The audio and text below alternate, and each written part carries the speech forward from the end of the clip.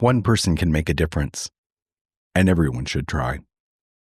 John F. Kennedy.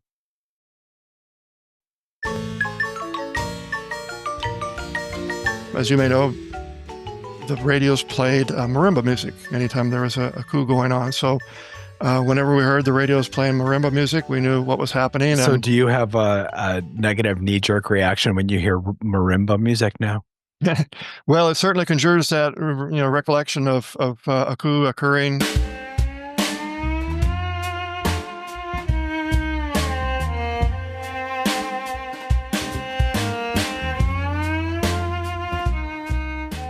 Glenn Blumhorst is a global citizen who has traveled, lived, and worked in more than 70 countries. Starting as a Peace Corps volunteer in a tiny Guatemalan village, he would grow into a local legend, Señor Glenn de las Luces, Sir Glenn of the Lights. A literal title that also sums up his lifetime pursuit of serving others. I'm Christopher Wurst, and this is Soft Power. Powerful. Soft Power. Powerful stories. Powerful. Soft Powerful. Stories. I often introduce myself as a farm kid from Missouri because I was one of 3 siblings that was raised on a small farm near a small town called Slater, Missouri, right in the center of the state at about 3 hours from Kansas City and 3 hours from St. Louis. My parents there were blue-collar laborers in town. They worked in construction and odd jobs, and we had this 23-acre farm. We just had enough room for about 6 or 7 sows, and their litters of pigs and a few sheep and a couple of cattle and some chickens. That's about it. It was not a very big farm. It was just enough to give us some work to do and a little bit of income as well.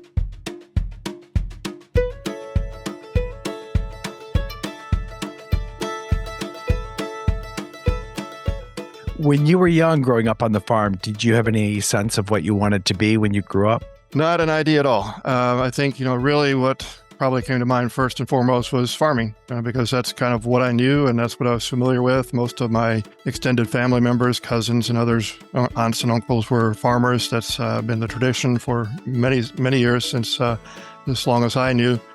Everything about growing up on a farm and living and working on a farm is hard work. So it really certainly built a strong work ethic for me. And, I just would say, though the options at that time seemed relatively limited to me, my world was quite small. I never could have imagined that a farm kid from Missouri could find himself doing many of the things that I've done throughout my life and career. I mean, how often does a farm kid from Podunk, Missouri grow up to one day stand beside the President and First Lady of the United States of America? My family also had a tradition of military service, and of course my father served in the Marine Corps, but I had one uncle in particular who was serving in Vietnam at the time I was a young child. I remember one of my very first memories of childhood was with my mother, his sister, praying for him every night. Thinking about him, worried about him, really pained by the fact that he was serving in a war that I did not know much about at all, just waiting for the 2 years that it took for him to return back home safely. And it really instilled in me a sense of the pain and distress of war, while at the same time a really deep respect for military service. Eventually, my brother also served in the Army and was deployed to the Persian Gulf. So I certainly was raised with and still do have a deep sense of respect for military service.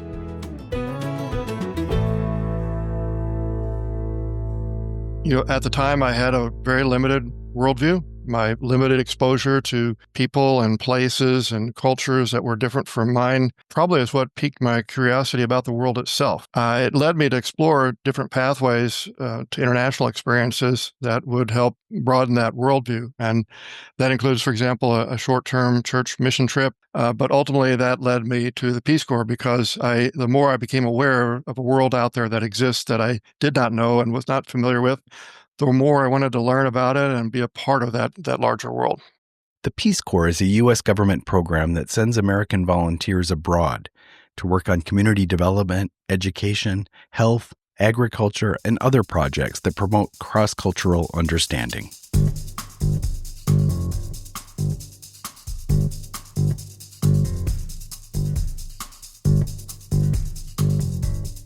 Dr. Elmer Keel at the University of Missouri, where I ended up studying, was chair of the Board for International Food and Agricultural Development at USAID. I was a presidential appointee to that position and very much involved in the international arena. And he offered a course called International Development 101. And it's exactly as it sounds. It was an introduction to international development work, which for me was a real eye-opener. It really helped me understand the world better and also understand the opportunities that were out there to serve in different capacities in the world. And ultimately, Dr. Keel suggested that I should consider the Peace Corps. He encouraged me to do so. He said, knowing your values and your ideals and your altruism and your quest for really understanding the world better, he said, I think the Peace Corps would be a great choice for you. So he encouraged me, and that's what put me on that pathway toward the Peace Corps.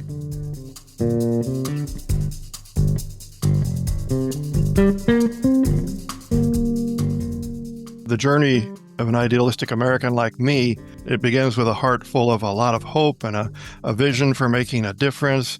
We're motivated by this desire to bring about some positive change, and we dream about solving problems and empowering communities and building bridges of understanding across cultures, which is part of the Peace Corps' goals.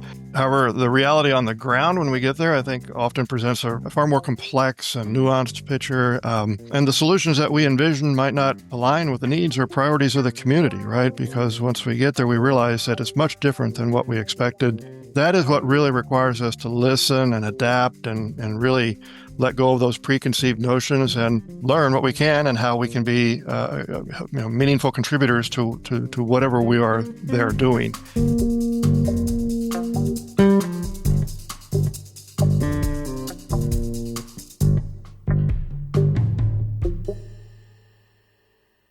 Guatemala is a Central American country of striking beauty and rich cultural heritage, shaped by its indigenous roots and colonial history.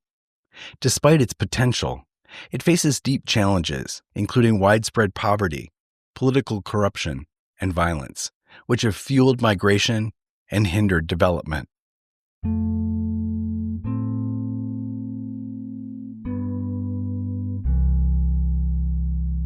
We were serving in the Peace Corps, my wife, Kathy, and I, and we were given the opportunity to serve in a little village called San Miguel Chica, Baja Verapaz, which Baja Verapaz is the department in the central highlands of Guatemala. It's really off the beaten track. It's not in an area where there's a lot of tourism because most of the tourists head toward the western highlands. That particular village had been the scene of a lot of violent conflict during the Civil War, which was at that time still going on, but it had receded in large part from that area and from particularly from that town of San Miguel Chica. San Miguel Chica was just a really quaint indigenous village that we felt very comfortable living in and being a part of as we integrated into the community. But that integration took some time because of the conflict that had been there previously. And we actually heard from returned Peace Corps volunteers later who had served there before us about the conflict and about the massacres and the disappearances and the assassinations that had occurred in that village and to which they themselves were exposed. And so Peace Corps had pulled the volunteers out about 6 or 8 years before we arrived, and we were the first volunteers back into the community. And so it took a while to gain confidence and really integrate into the community. There's a lot of suspicion and maybe even distrust about these foreigners coming into town. But ultimately, we were able to build relationships with people around town and then out in the surrounding villages as well. And it turned out to be just a really unique cultural and experience that was one of the most rewarding things that we've ever done.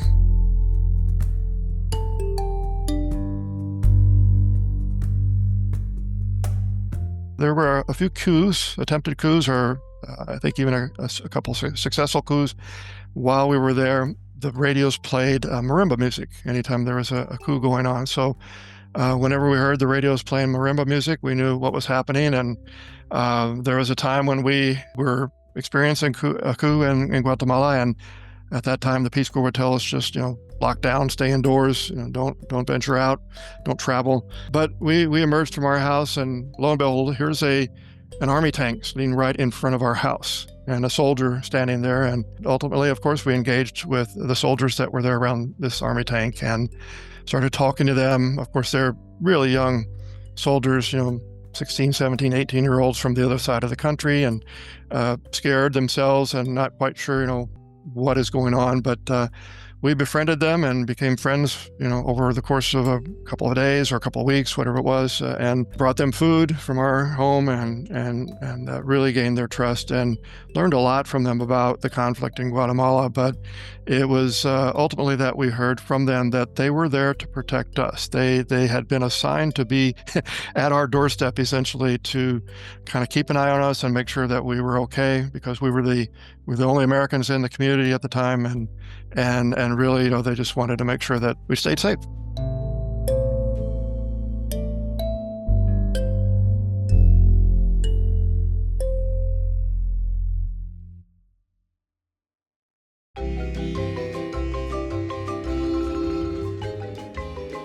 So we had a little mud hut on the corner of the road that led into town and then went up toward the central market and the central plaza. So we had a nice vantage point of buses coming into town and cars coming into town. And so there's quite a bit of traffic going by our little house.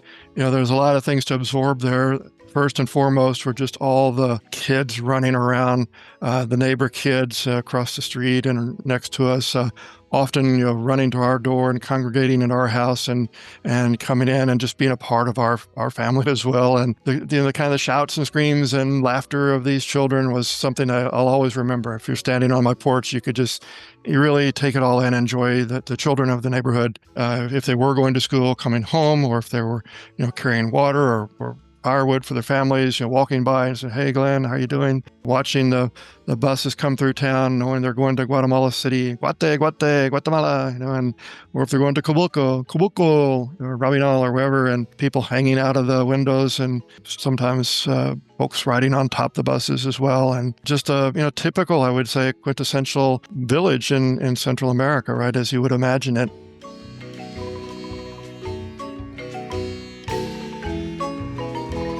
While we were Peace Corps volunteers in Guatemala, we had the opportunity to work in a village called Dolores. It was an aldea of San Miguel Chica where we were living. And Aldea and Dolores was this charming little village in a little valley about 5 kilometers away from San Miguel Chica where we were living. It involved either riding a bicycle or a motorcycle or walking about those 5 miles to the village and then crossing a swinging bridge that was quite treacherous, a footbridge that swung back and forth as you walked and had a few planks missing, but ultimately, it was safer than trying to cross over through the water.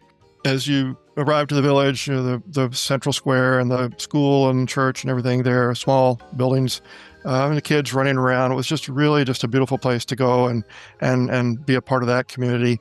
Over time, we began working there with the community leaders, which were promotores, like agricultural promoters or health promoters. There were volunteers usually that worked out of the health clinics there. And 3 of those folks became very good friends. One of them, Doña Felisa, an indigenous woman, about our age, probably about 25 or so. Don Mario, also a young man who is an agricultural promoter, and Don Tiburcio, who were all 3 different leaders within the community with different responsibilities, and generally related back to different ministries of the government for whom they were volunteering. And with those 3, we became good friends as well. My primary job in the Peace Corps was to help diversify agricultural production, so working with farmers to establish fruit tree nurseries, and then as those fruit trees were grown, transplant them out into plantations, and ideally diversify the agricultural production for markets that were available to these products as well, like citrus and avocado and coffee and so forth. We also did the typical kind of Peace Corps projects besides the fruit tree nursery. We did school gardens, and my wife and I did this together. I would work on helping set up a school garden, and she would give the lectures in the schools about health and nutrition. And then we had together also a candle project, mostly her project, that Kathy set up with some women in the community to produce candles because there was no electricity in the village, and they relied on candlelight to to essentially live in the dark at that time.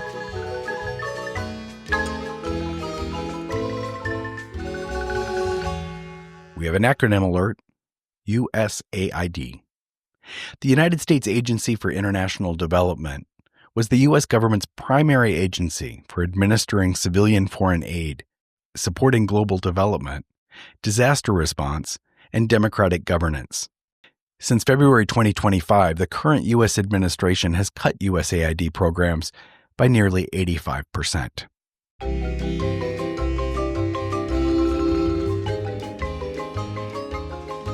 Maybe about 9 months before we were to end our service in the Peace Corps, these three leaders came to our little house in San Miguel, Chica, with a proposal. And they said, we need electricity. We've been left out of the process of getting electricity because we're too far away from the main line of electricity going through the valley. And so we've been bypassed, and it's expected that maybe in about 20 or 25 years, we will be able to get on the grid and have electricity from the National Electrical Service that's provided there by INDE, it was called. But they said, we are really determined to get electricity in our village, and we think we know how we can do it.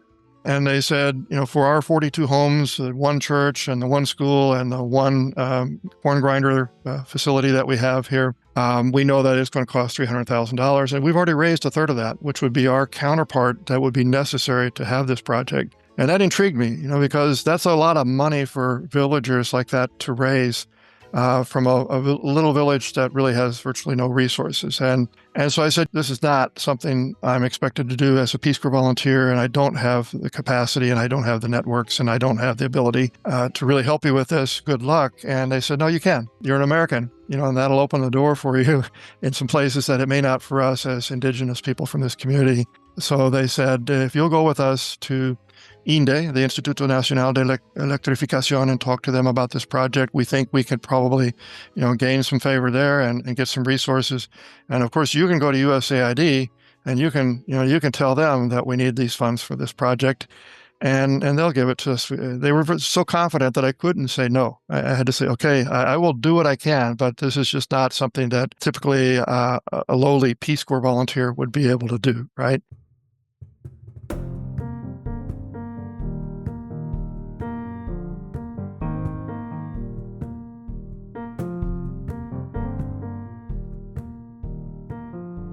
So we did. We got on a bus one time. I think we went it about a dozen times going into Guatemala City because we had to find the right people to talk to and be there at the right time.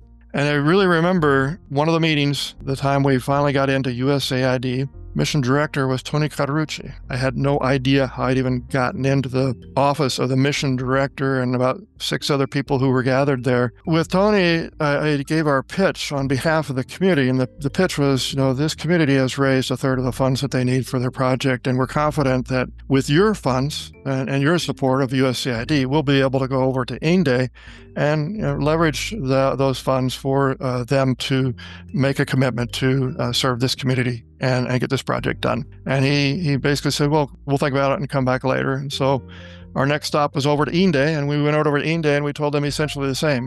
We've got a third of the funds raised from the community, and we're pretty sure that USAID is going to come through with another third. And the only thing that's missing now is your 1/3 of the resources for this. And they kind of, I remember, really looked at us like, you got to be kidding. This is a project that's planned 25 years down the road. But, you make an intriguing case here for it. So long story short, we leveraged those different sources against each other. Each of those entities, USAID, INDE, and the community came together, and their resources together were able to make this project possible. So in 1991, the summer of 1991, before we were to depart from our Peace Corps service, we inaugurated this electrification project in Aldea Dolores. And it had a tremendous impact on the community. The schools were able to operate at evenings for community meetings and other things. The businesses that sprung up as a result of having electricity in this community. Unfortunately, the candle project was almost put out of business because with electricity, my wife's candle project didn't need to produce as much candles, but they pivoted and started producing colored candles and different types of candles for the Catholic Church in the community and in the town nearby, so that they were able to survive with that business.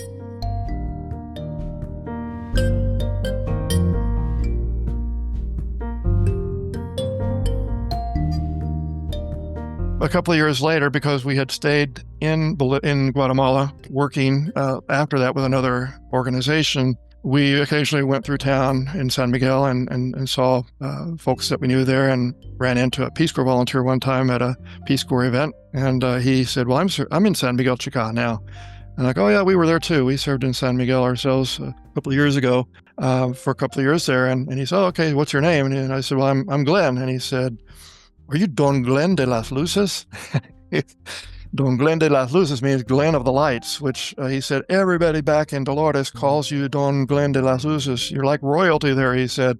It really makes my work difficult, because now I got to live up to Glenn's standard and his level of Peace Corps work. And it just made us all laugh, because, that was true, because, this was a very atypical type of project for a Peace Corps volunteer to do, of that scale and scope, almost unimaginable. But, it did really make an impression, apparently, on the community. And though they didn't know my last name, maybe they knew that I was Don Glenn de las Luces.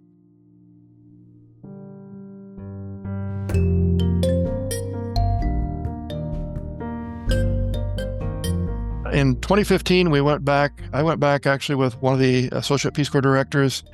We trekked all the way up to Doña Felice's house up on the side of the hill in Aldea Dolores, and she was still there doing everything just as she had done 30 years earlier.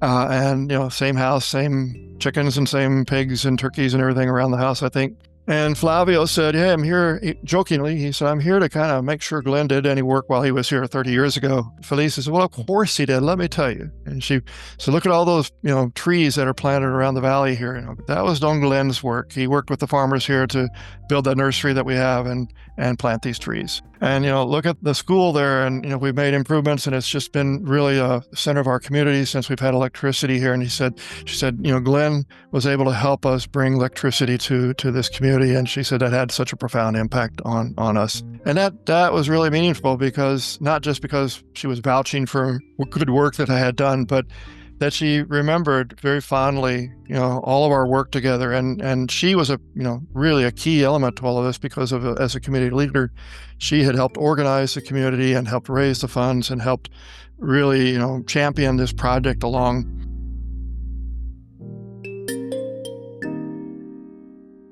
In 2024, my family, my wife and I had a chance to go back and visit San Miguel one more time. We again went all the way up to Felice's house in the village of Dolores and didn't find her there. So we were disappointed to have missed her. Of course, we couldn't call ahead and let her know. There's still no phone service or anything out there. But as we made our way back into town, into San Miguel Chica, we ran into her coming back from the market in Salama, the nearby city. And so we ended up sitting down on the steps of the Catholic Church in the Central Park there of San Miguel Chica, chatting with Doña Felisa, who at that time, we as we reflected on all of our time spent together and the work that we'd done together and the moments that we'd shared together. And she had never married. She had remained single, had remained a leader in her community out there, had gone on to do many, many really just fantastic things for her community out there. She was really somebody extraordinary in terms of her service and in terms of her leadership in the community, and just an amazing woman.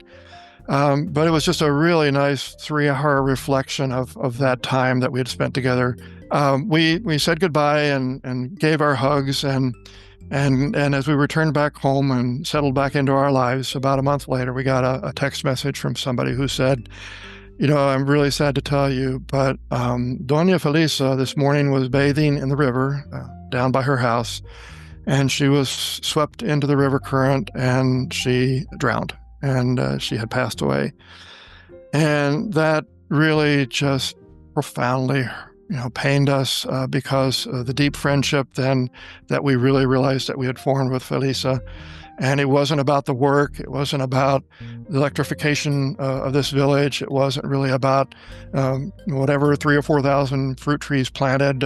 It was about the friendship that we had made with her and the bond that we had, through language and culture and different economic situations and different lives in any way we could, that we had formed this deep friendship with her. And it was one of the greatest losses that we've ever had in our lives so far. And, it really goes back to how Peace Corps service helped bridge that friendship.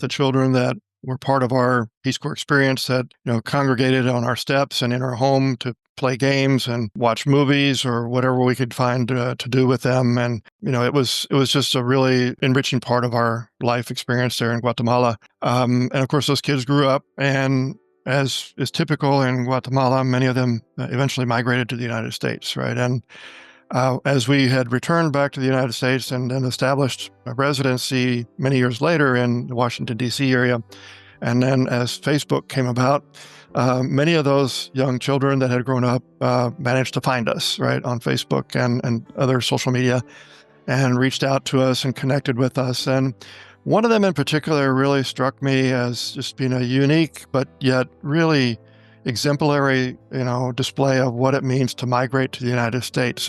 Magnolia was her name.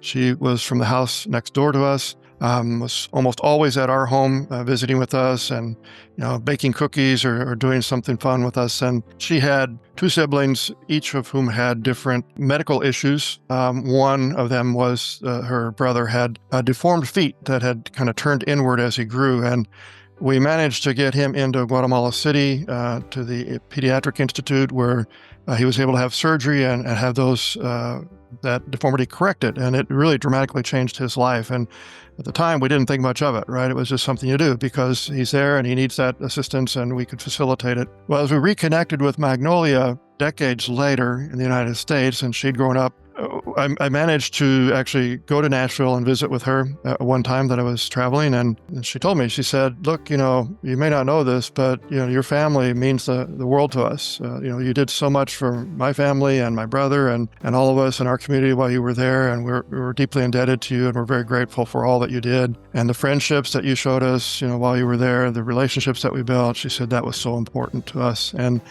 that really instilled in me that, just being there and being friends with them really meant so much to them. But beyond that, we'd been able to help their family.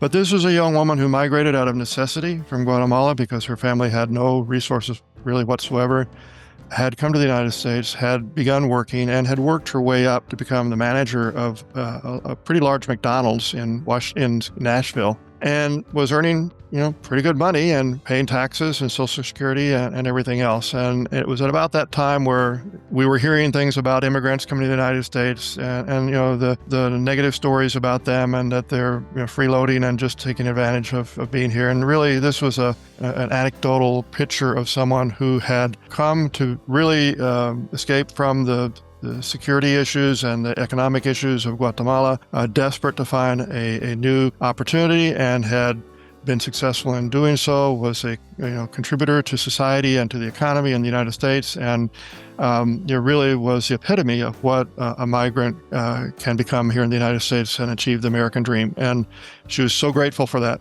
so happy for the opportunity to have been able to provide for her family in that way. So I think for me, that journey, Magnolia's journey, was so important to help us remember that this is what America's all about. This is what makes America great, is that we're the land of opportunity, and hard work and dedication and commitment can really make a person successful in whatever they endeavor to do.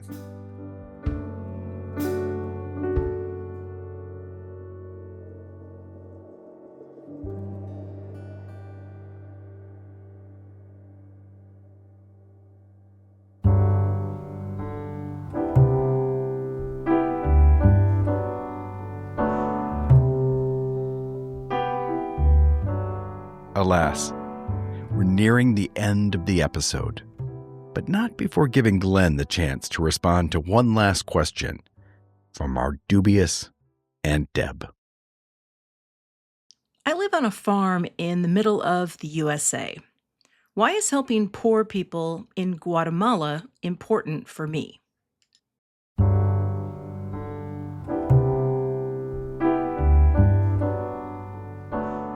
Well, I've actually had that kind of a conversation with family members. I mean, there are, all of us, I think, have family members who maybe have never even left the country or have not had the same life experiences that we have had and the same exposure to the world, and maybe, for that reason, don't have the same worldview.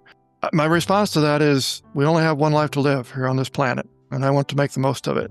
It's really my faith, my moral convictions that compel me to serve others, especially those who are among us that are most vulnerable, whether it's right in our neighborhood or around the world, right? And to me, it really matters because I have been blessed, and I believe it's my calling to share my blessings with others. And I know that even as one person, I can make a difference in maybe just a small way, right? I think as John F. Kennedy is attributed to have said, even one person can make a difference, and everyone should try, right? So, okay, I'm trying. Maybe the differences I'm making are small. Maybe they're impactful. Maybe they're meaningful. But they're not going to happen if I don't try. And I believe it's my responsibility to do what I can. My life has been dramatically not only transformed, but also enriched by the experiences that I've had serving others.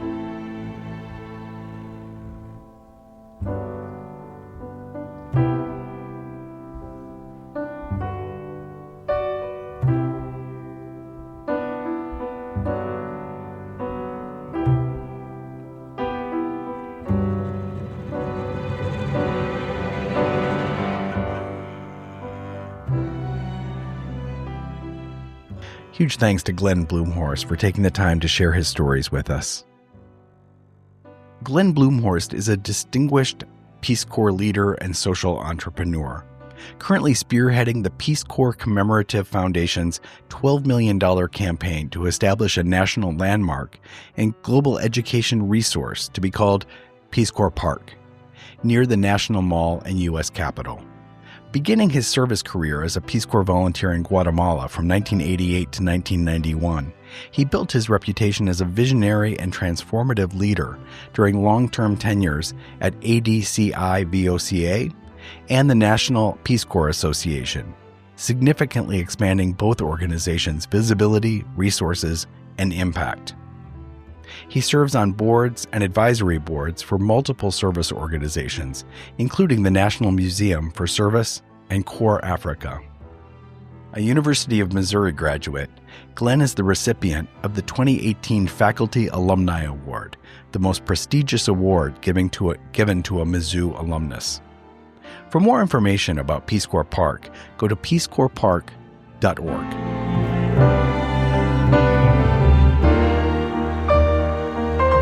Thanks for listening. Along with our soft, powerful storytellers, we believe fervently in the importance of constructive United States engagement with the rest of the world.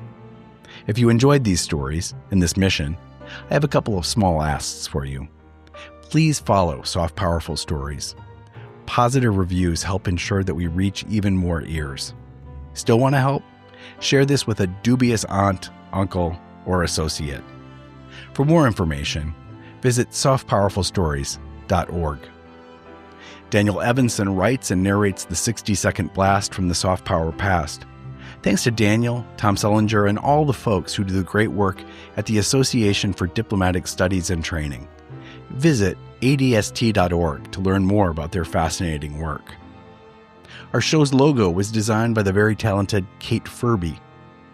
My friend Kathy Zilski is actually nothing like our dubious Aunt Deb, but she plays her to perfection. Please subscribe wherever you get your podcasts for new episodes each Friday and special bonus content. I'm the host and creator of Soft Powerful Stories, Christopher Wurst. Until next time.